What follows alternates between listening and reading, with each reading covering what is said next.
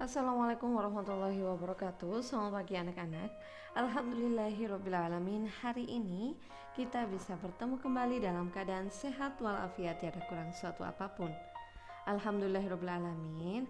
Hari ini kita melanjutkan pembelajaran yang kemarin ya, di subtema yang kedua untuk pembelajaran yang kedua.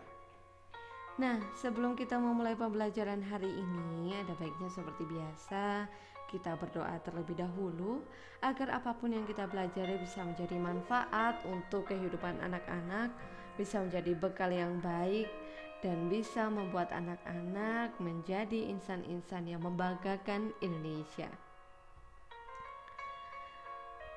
Berikut adalah garis besar pembelajaran kita pada hari ini. Pertama berkaitan dengan pesan dongeng. Jadi nanti ini kita mencoba mengulang kembali ya. Yang dulu di subtema 1 terkait dengan pesan dongeng. Yang kedua adalah menjelaskan isi dari dongeng. Dan ketiga adalah mengetahui adanya keragaman sifat untuk menuliskan keragaman dan cara-cara mengatasinya. Sampun siap? Alhamdulillah sudah ya.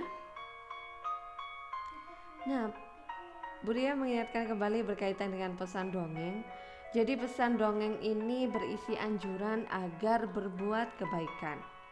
Pesan dongeng biasanya tergambar secara tersirat, artinya tidak tertulis dalam cerita. Ada juga yang tersurat, yang artinya bisa langsung ditemukan di dalam bacaannya atau di dalam dongengnya secara langsung. Nah, untuk berlatih kembali berkaitan dengan pesan dongeng, silakan anak-anak membaca dongeng Kisah Semut dan Merpati pada halaman 66 dan 67. Pastikan anak-anak konsentrasi ya, dibaca dengan baik tanpa ada gangguan apapun. Setelah itu tentukan pesan dongeng dari Kisah Semut dan Merpati itu sesuai dengan instruksi pada buku tema 2 halaman 68 sebagai tugas yang pertama.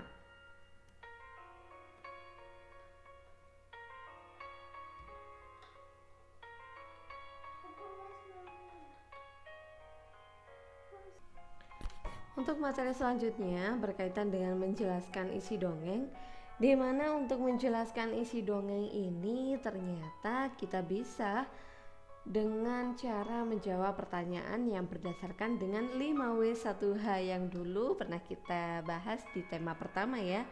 Jadi bisa menggunakan kata apa, kata siapa, kapan, mengapa, dan di mana.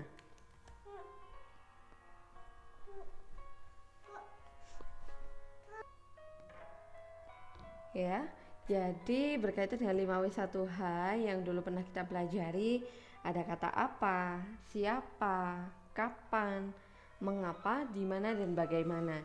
Dengan menjawab pertanyaan-pertanyaan dengan kata tanya berikut ini, maka kita akan mengetahui apa saja sih isi dongeng yang sudah kita baca. Oke. Nah, sebagai latihannya, ini nanti kita masuk ke tugas yang kedua.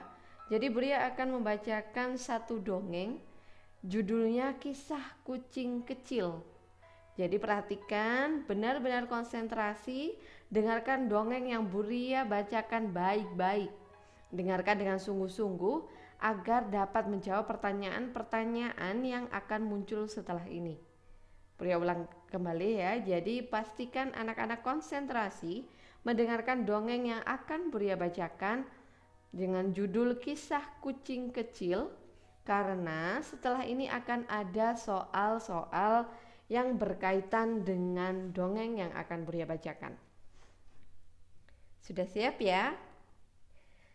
Kisah Kucing Kecil. Seekor kucing kecil sedang berjalan-jalan di ladang pemiliknya. Ketika ia mendekati kandang kuda, ia mendengar binatang besar itu memanggilnya. "Hai kamu kucing kecil, kamu tahu, pemilik ladang ini mencintai saya lebih dari hewan lain di sini. Kamu tahu kenapa? Itu karena aku bisa mengangkat beban yang berat untuknya. Kamu kucing kecil, tidak bisa apa-apa," kata kuda meremehkan. Kucing kecil itu pergi dari kandang kuda sambil menunduk sedih. Setelah berjalan, ia menemukan sebuah kandang sapi. Sapi itu berkata, "Saya adalah hewan paling terhormat di sini. Pemilik ladang membuat susu dan keju dari susu saya. Kamu tentu tidak berguna di sini, kucing kecil." Si kucing kecil kemudian berjalan lagi. Ia semakin bersedih karena merasa tak berguna. Ia duduk dan menangis. Tidak lama kemudian, seekor kucing yang sudah tua menghampirinya. "Mengapa kamu menangis, kucing kecil?" tanyanya lembut. Si kucing kecil pun menceritakan semua hal yang dialami kepada kucing tua. Dia merasa tidak berguna dibandingkan semua peliharaan tuanya yang lain.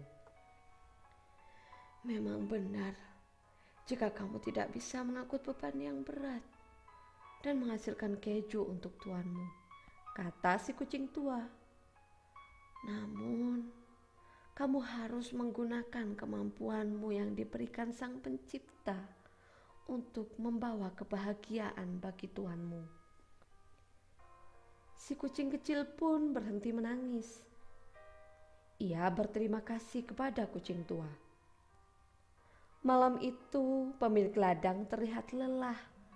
Kucing kecil pun menghampirinya dan menjilati kaki tuannya. Kucing kecil itu pun melompat ke pelukan tuannya. Sang tuan tertawa melihat tingkah kucing kecil. Ia berkata, "Meskipun saya pulang dalam keadaan lelah, namun kucing ini membuat saya tertawa. Kamu adalah hewan berharga di sini," kata pemilik ladang.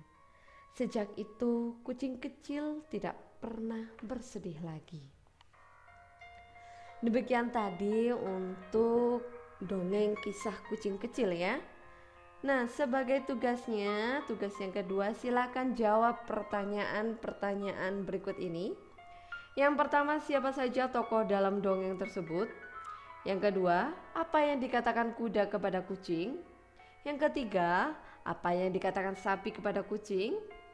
Keempat, di mana latar peristiwa dalam dongeng tersebut? Yang kelima, siapa yang menghampiri kucing kecil saat menangis? Dan yang terakhir, apa yang disenangi pemilik ladang dari kucing itu? Memasuki materi yang selanjutnya adalah berkaitan dengan keragaman sifat manusia. Apabila kalian pernah melihat film ini, judulnya Inside Out. Ini bercerita tentang sifat-sifat manusia. Setiap manusia pasti memiliki ada sifat pemarah, sifat cuek, sifat periang, sifat penakut, atau sifat yang bersedih. Nah, ini pasti ada. Nah, ini ada beberapa keragaman sifat manusia secara umum. Nah, ini ada pendiam yang artinya tidak banyak bicara, pemalu, tidak berani tampil di depan banyak orang, pemarah, mudah marah atau emosional, acuh, tidak memiliki kepedulian apapun terhadap apapun, periang, suasana hatinya selalu gembira, pemberani, artinya memiliki percaya diri dan berani melakukan sesuatu, penyabar, tidak mudah marah, dan ada peduli, memiliki perhatian dengan banyak hal. Tentunya ada banyak sekali sifat manusia yang tampak ya. Jadi bisa kalian coba cari tahu keragaman sifat yang lainnya. Oke, bisa dicari. Nah, memasuki tugas yang terakhir, di sini ada tugas yang ketiga. Jadi silahkan kalian sebutkan nama anggota keluarga yang ada di rumah kalian. Ayah, ibu, kakak, adik, atau mungkin yang tinggal bersama dengan nenek, dengan tante, dengan om. Nanti sebutkan namanya beserta sifatnya. Sifat secara umum ya, satu saja untuk masing-masing orang. Nah, selanjutnya bagaimana cara keluarga menyikapi perbedaan sifat yang ada di rumah sehingga agar keadaan di rumah itu senantiasa rukun, senantiasa kondusif, itu harus bagaimana? Oke? Demikian tadi yang bisa Buria jelaskan, yang Buria sampaikan. Ada kurang lebihnya Buria mohon maaf yang sebesar-besarnya. Semoga sedikit banyak bisa menjadi manfaat untuk kita semuanya ya. Dan apabila nanti dalam proses perjalanan pembelajaran hari ini kalian ada kesulitan, silahkan bertanya dan jangan ragu-ragu ya untuk bertanya. Oke, selama kalian tetap menyimak dari awal sampai akhir, insya Allah semuanya jelas. Jadi tetap semangat belajar di rumah. Salam sehat, salam semangat di rumah, di sekolah. Budia yakin kalian pasti bisa berprestasi. Budia tutup, wabillahi taufik wal hidayah. Assalamualaikum warahmatullahi wabarakatuh.